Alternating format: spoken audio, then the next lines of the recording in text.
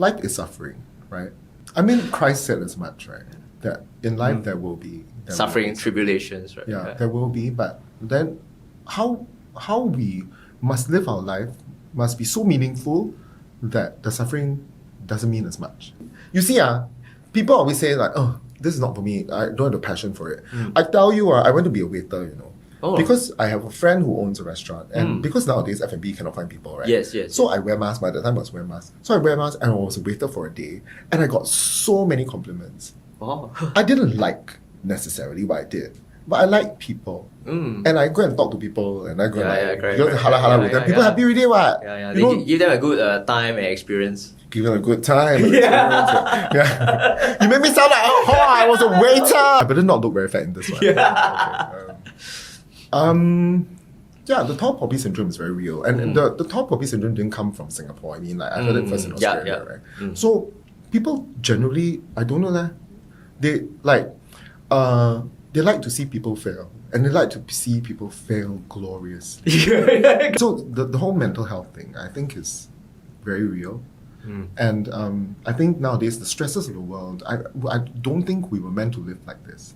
Where we are not meant to live like this. Everyone can talk about you, the whole world can talk about you, the whole world can like say evil things about you with no qualms, right? Yeah, I mean, last no time, consequence. Yeah, they can just, you all can say whatever you want. I mean, I bet in this video there'll be some haters also.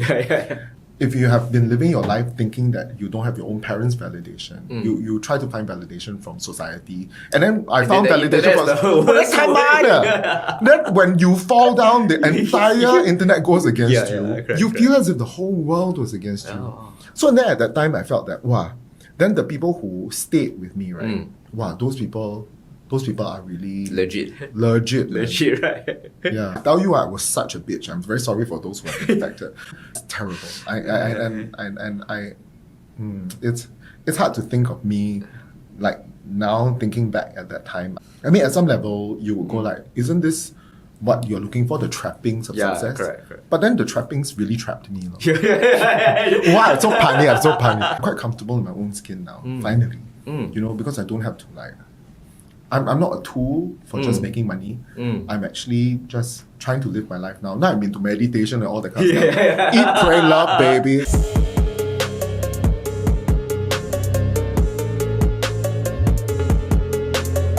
Who is Samuel Seow today versus in the past? Now, at least at my old age, right?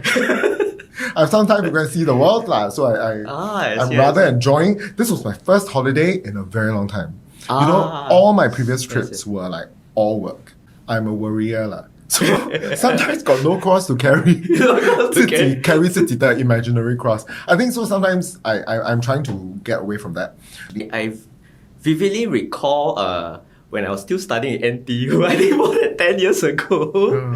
You gave a talk about like success, the definition of success and happiness, the elephant and the rider. You were there? I was there. Really? Yes. That was my TED Talk. It's my birthday today, so I think I deserve another round of applause, yes?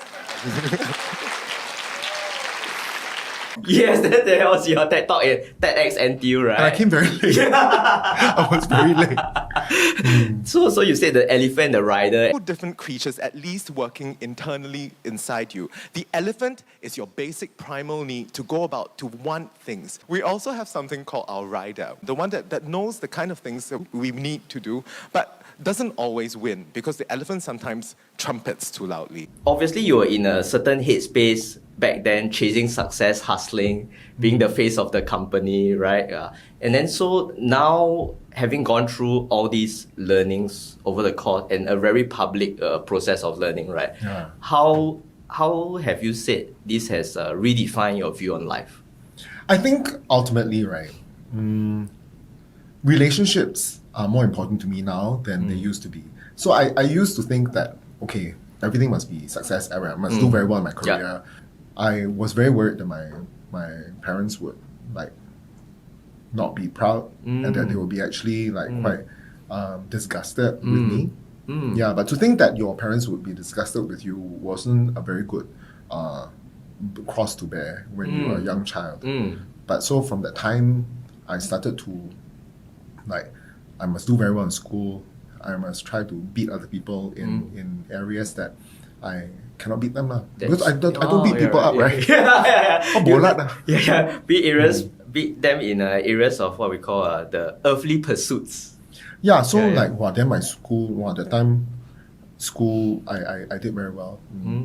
So you drove yourself to reach what you would term as a peak of society's expectations. Well, you will never reach the peak of society's expectations, right? Because no one reaches. no one, right? Yeah. I was sentenced on the 28th of October 2022. Wow. So on the 27th Yeah, of yeah. October 2023, Mm. leading up to the 28th, right? All of a sudden, internally, I just wanted to die. Oh. Like Literally. literally. It was completely irrational. But I was just sobbing. Okay. And I was feeling so sad. So you know what I did? I went to Raffles City. Then I went downstairs to Din Tai Fung to buy the prawn fried rice. Right. I quite like it. Then I went to Bengawan Solo to buy the pandan chiffon cake or whatever lah. Then I went and Old Chang Kee, my mother also. So I bought all this and I brought it to my mother's house. Oh. I said, no, this is for you to eat. Mm. And then thinking that I would just leave the place and then I would. The Last Supper. Wow, that's serious stuff. Yeah, that was serious stuff. Yeah. And of course it didn't happen. Otherwise, There'll be no who am podcast. I? Yeah, because some of my colleagues were really worried because they couldn't contact me for the entire day. My phone was off. So, yeah. But I also don't know what happened. So I went to see a psychiatrist. So the life turned. I mean, but in my mind, because I believe in God, right? I believe that everything has a meaning. And I believe that whatever I'm going through actually has some kind of like significance. Some kind of lesson. Yeah, it's a lesson to me as well as a lesson to other people, as well as some significance that I perhaps don't see right now. Yeah, okay. But there will be ripples in the universe as a result of like everything that happens. Oh, okay. So you feel that in life we can choose to take like some kind of like challenges and suffering that comes our way as lessons and hopefully grow from them. You know, one of the people I really like to listen to is Jordan Peterson. Yeah. And he said something very profound. He said, life is suffering, right? But Life is sorry. I mean, Christ said as much, right? That in life there will be Suffering, tribulations, right? Yeah, there will be. But then how we must live our life must be so meaningful that the suffering doesn't mean as much as how we live our life. After I was charged and all this news had come out already, but before I actually went in, so then there was this lady who was very nice, and she came out and like, oh, so nice, you're so humble, you still come and attend the church. And I'm like, yeah, humble. Like Asian Television Awards, should I be here? Yeah. Then she shake my hand and all that. Then go home, she write on my Instagram. Aiyo. She's like, so proud. People shake your hand also, you so proud like that. You this kind of people should die. Then I'm like, what? I don't know you, I just shook your hand. Oh, really? I tell you honestly, I think when everyone says the same thing, right? No one dares to go against the Because crowd, they right? don't want to be the next target, Yeah, right? yeah. So you will be cancelled if like correct. that. So it's the whole force of the One-way traffic. Of the throng, Yeah, yeah, one-way yeah, traffic. yeah. No one wants to make the U-turn while the traffic is going one direction, right? correct. Yeah. Yeah, but have balls lah. Singaporeans, have balls a bit. Or create those fake account user 1, 2, 3, 4, 5. Just to support me like that. fake user accounts to support and not to hit Not the down. troll, Yeah, right? yeah, yeah. Not the count. And why do you think society has reached this point that there's so much like hate on the internet or in the world and so much division? Wow, that's a very deep question. Am I the right person to answer that though? I guess having gone through. I think what happened to me was very painful to me, but maybe everyone now, maybe MediaCorp not producing very good shows. So reality TV series would be the most compelling when you actually see someone live their life. Yeah, even the press to some extent follows a certain narrative when they want to report about you, right? So I've read reports about me in court and all that, and it completely is very different from what actually happened. Wow. But technically, is correct. Yeah, but but- reality, yeah. like, it's like all the Narratively, emphasis is on the wrong thing. Man. That means Yeah, but so you cannot sue, but at the same time, you cannot say they did you are something. correct. Yeah. They just want to sell newspapers, man. And there was one point in time where all of my stories were subscriber only. Yeah, so I don't know how many subscribers I got for Straits Times. You better pay me. And that brings me to my next point, which is you mentioned once that in Singapore or at least now the current internet culture, we like to see like successful people fall, and then everyone piles onto it. Why do you think that is so? Like you mentioned the phrase tall poppy syndrome. The tall poppy syndrome. Yeah. Wow, you really go and research, Here at the Singaplex. So you saw the previous podcast where I look very fat. I watched all. I better not look very fat in this one. Yeah, the tall poppy syndrome is very real, and the tall poppy syndrome didn't come from Singapore. I mean, like I heard it first in Australia, right?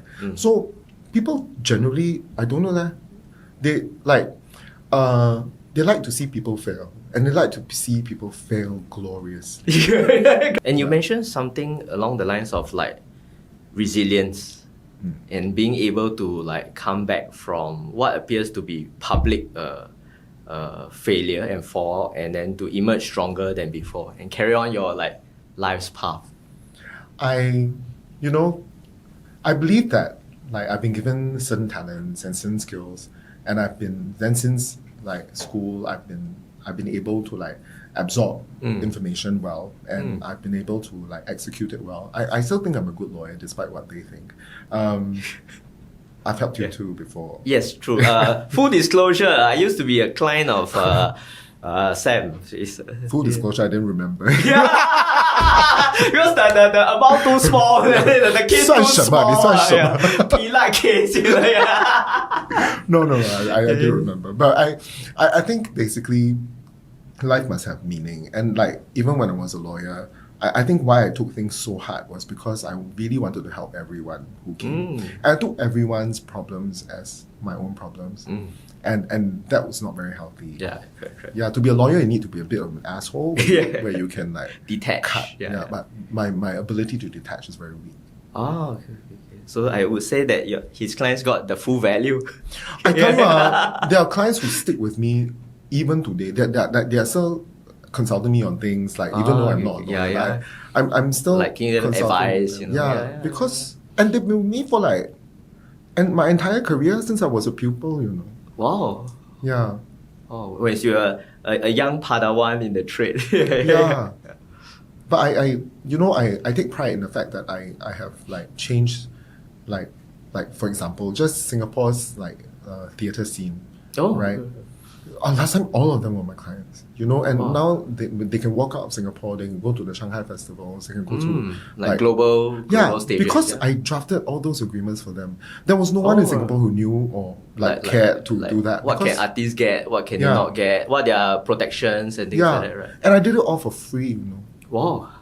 Yeah, because I really wanted to make a difference. Push the scene forward, right? Yeah, we needed to make a difference, man. So I read somewhere that, speaking on the topic of media, some decades back, the Korean government heavily invested their tourism fund or their cultural export fund into creating a system for companies to commercialize their culture. And that's why we are sitting here today talking about like K-pop, everyone's watching, so it's very big. So what do you think, like in Singapore, we need to actually bring, export our culture or our creative IP like globally? And why do you think this has been such a challenge for so many years despite the fact that we are so developed as an economy? I tell you, actually, I think we focus on all the wrong thing. Don't fight the Koreans in what they're good at, right? Like, you want to do a boy band, correct. 你要几岁开始 right? And you must be able, the Koreans are very rough people, right? 他们打来打去的啦 they're quite. Like, and then everyone 4 weeks jail 就没有时间了嘛，对吧？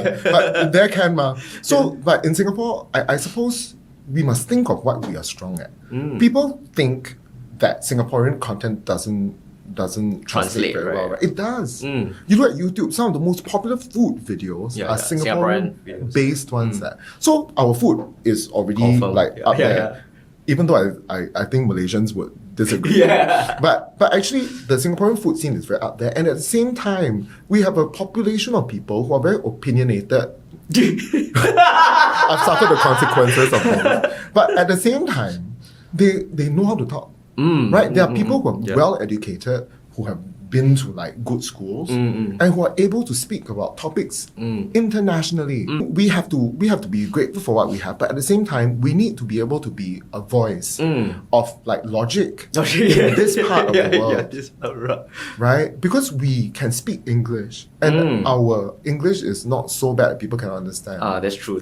Right? That's true. Then we can actually, our exportable products could be things that come from our expertise, like finance perhaps, like our opinions perhaps. Because we can be opinion leaders. Singapore is like such a well-respected country. Best practices made in Singapore. Something like that, right? Yeah. With the Singapore branding. Yeah. Then people want to watch, I feel. You see, people always say like, oh, this is not for me. I don't have the passion for it. I tell you, I went to be a waiter, you know. Because I have a friend who owns a restaurant, and because nowadays F&B cannot find people, right? Yes. So I wear masks. By the time I was wearing masks. So I wear masks and I was a waiter for a day, and I got so many compliments. I didn't like necessarily what I did, but I like people. And I go and talk to people, and I go hala with them. People happy with it, what? They give them a good time and experience. Give them a good time. You made me sound like, I was a waiter. That's not that bad. Yeah. No, but actually, I really, I think don't find a job that is your passion, because you won't know what's your passion unless you try it. You can only do so by trial and error. Yeah, put passion into your job. Don't find don't find your passion. Put passion into your job, right? It's a change of mindset, right? Because even when I was working as a lawyer for my first boss, right, I was working my ass off.